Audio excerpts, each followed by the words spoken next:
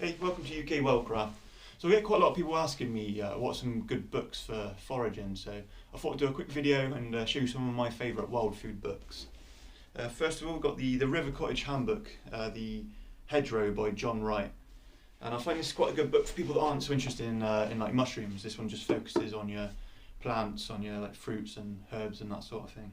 And what I like about this one is it's got pretty good descriptions and nice clear pictures rather than drawings. Nice clear photos,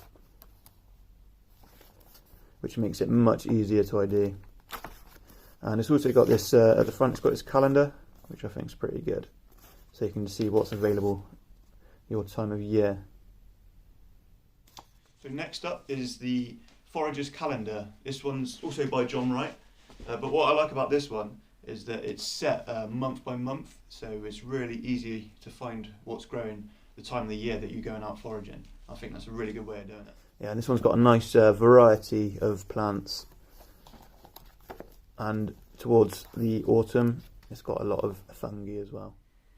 But for me, the by far the best book on foraging, and I think a lot of foragers would agree with me on this, it's got to be Richard Maybe's Food for Free. And I've actually got this in 2 volumes. I've got the main hardback volume and also a pocket size one as well, and it's really handy to have both. So the hardback version, I'll often use this one when I'm at home, and it's really good. It's nice clear pictures, and it's to the point, but it's also got a lot of information. So this is a really good book, and yeah, it's got a good range of plants and fungi. Pretty much everything you'll need to know will be in there. Also, this book's great for when you're in the field, because you can just keep this one with you all the time. Just keep it in your bag, and again, it's got all the fungi that you'll need to know, and all the plants and herbs and fruit.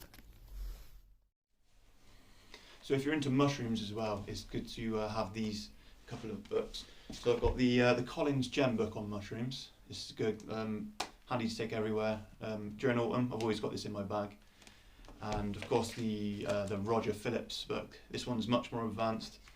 If you're new to mushrooms, you'll find this one a bit daunting, because it's more like an encyclopedia, but it's good to have as a guide. So if you find any mushrooms, you can bring them home and check it against this, because it will be in here.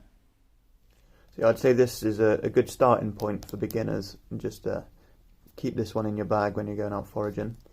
And this one's you can have it as a beginner. It's a good book to have, but I'd say it's even good for like mycologists, and it teaches you how to what to look for in a mushroom. It tells you all the about the gills and the spores, so that's really interesting. And the amount of detail on the mushrooms is pretty amazing. So yeah, worthwhile books to have.